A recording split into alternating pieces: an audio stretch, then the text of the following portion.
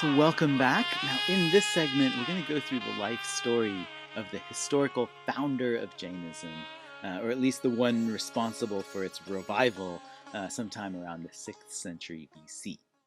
This is a fellow named Vardhamana Mahavira, and the story of his life and how he came to be sort of liberated from the cycle of rebirth and suffering has become a kind of central template or blueprint for how Jain monks and nuns construct their own paths to liberation.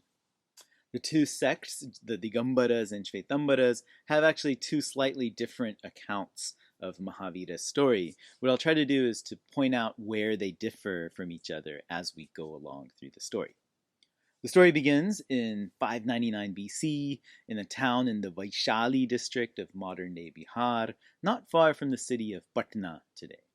This was where Vardhamana Mahavira was born to a Kshatriya king named Siddhartha, who hailed from the Ikshwaku lineage. His mother was a queen named Trishala.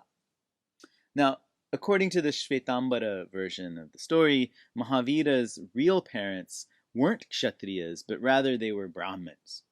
And his embryo got transplanted into Trishala's womb before birth. Also, according to their version, these true Brahmin parents of Mahavira, they were already Jains, and they were followers of a previous Jina, the 23rd Jina named Parshvanatha. Another point worth mentioning is that the historical date of Mahavira is disputed. The 599 date is the traditional one that Jain scholars have determined. But modern historians actually want to push this date up to 480 BC, based on a kind of redating of when they think the Buddha lived. Mahavira is said to have been born in a village named Kundagrama near the city of Vaishali, which is, again, modern-day Bihar, kind of towards the border with Nepal.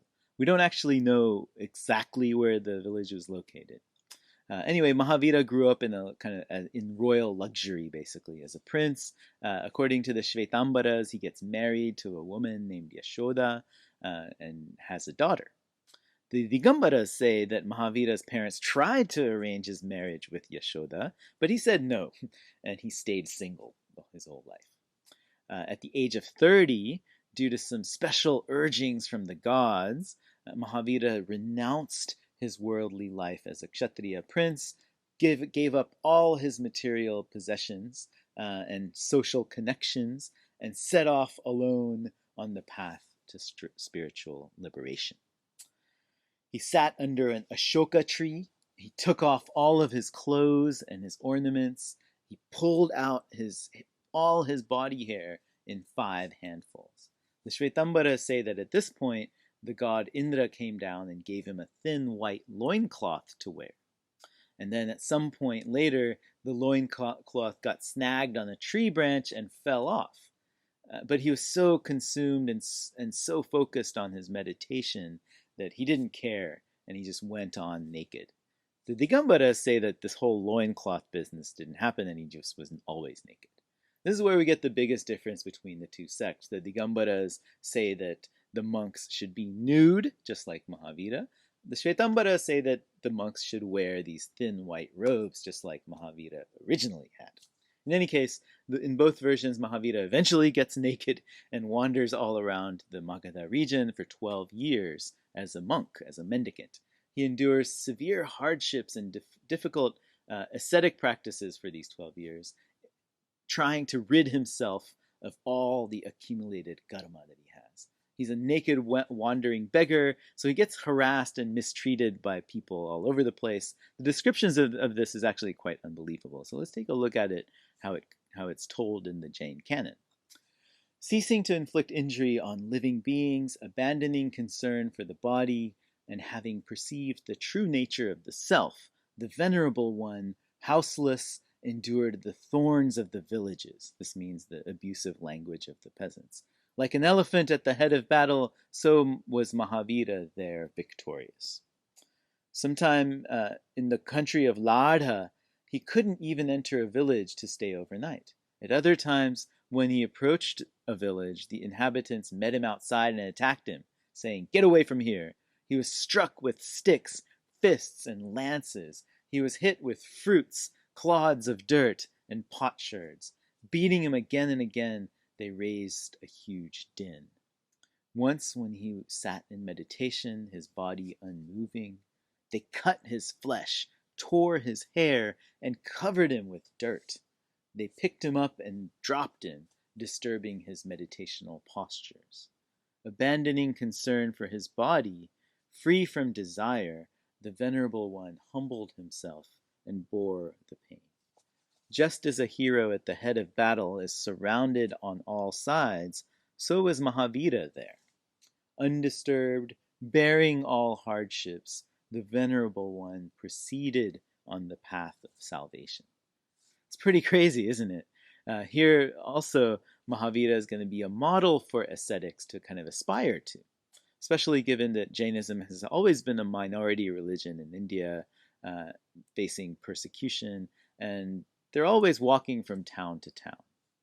Now here's a description of how he performed his rigorous self-mortification. See if you could even do like a tiniest bit of what he put himself through in the name of spiritual liberation. In summer, he exposed himself to the heat, squatting beneath the blazing sun. He lived on rough foods, rice, pounded jujube, and beans. Taking only these three, the Venerable One sustained himself for 8 months. Sometimes he drank nothing for weeks, even for a month. Sometimes he did not drink for more than 2 months, or even for 6 months. Day and night he was without desire for food and water. Even when he did eat, his food was always of a tasteless kind. Sometimes he ate only on every 6th day, or every 8th, or every 10th, or every 12th. Free from desires, he remained engrossed in meditation. He meditated free from aversion or desire, attached neither to sounds nor to colors. Though still in bondage, he never behaved carelessly during his wanderings.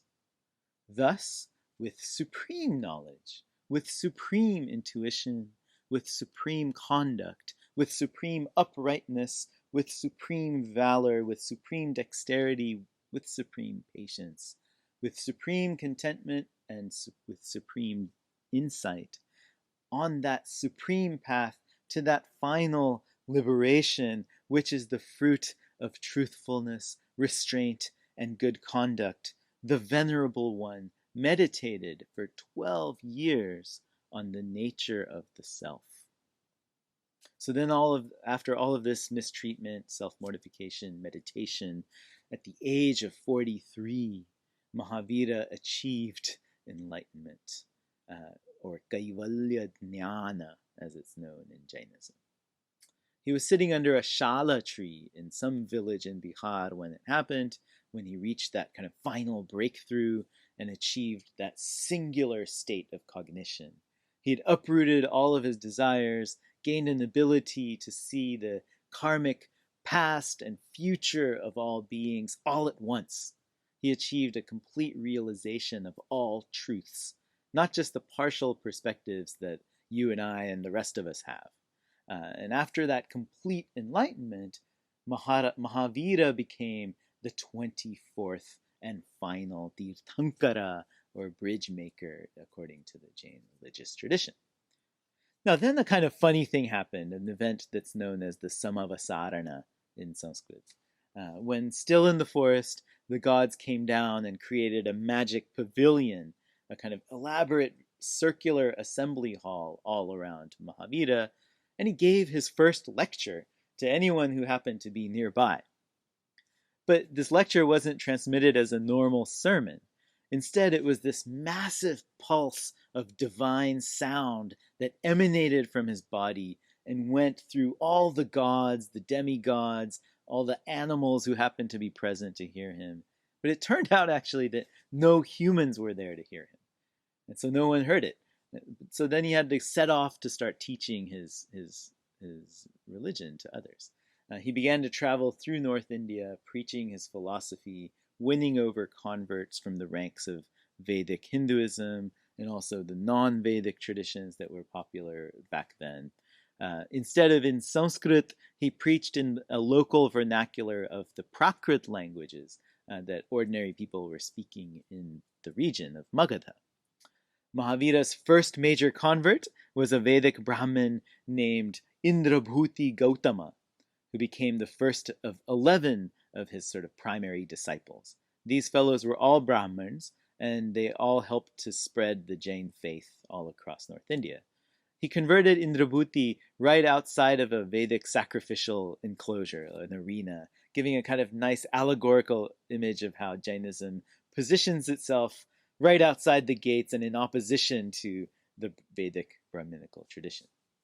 Mahavira's efforts turned out to be quite successful. In his lifetime, according to the kind of Jain canonical records, there were apparently 14,000 monks, 36,000 nuns, 159,000 lay people, laymen, and 318,000 lay women in the Jain community. Mahavira was 72 years old when he passed away in the small town of Pawa in Bihar. He's considered by Jains to have escaped the cycle of rebirth and gained moksha or liberation, rather nirvana as Jains and Buddhists generally call it. This is the final extinguishing of all karmic bondage. The Shvetambaras say that this happened in 527 BC. The Digambaras have him living a little bit longer until 510 BC. Historians say that he died in 425 BC, and again, it's based on the dates of the Buddha.